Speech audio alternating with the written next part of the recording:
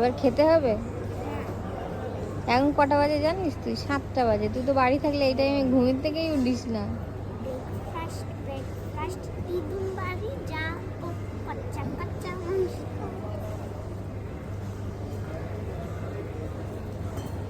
আমরা বসেও আছি খাবারের দোকানের সামনেই। হ্যাঁ শুনু,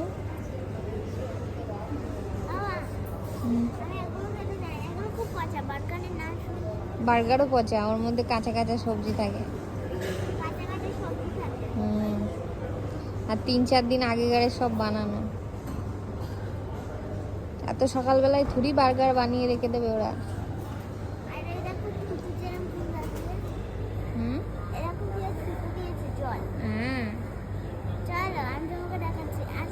কোথায় যাবো?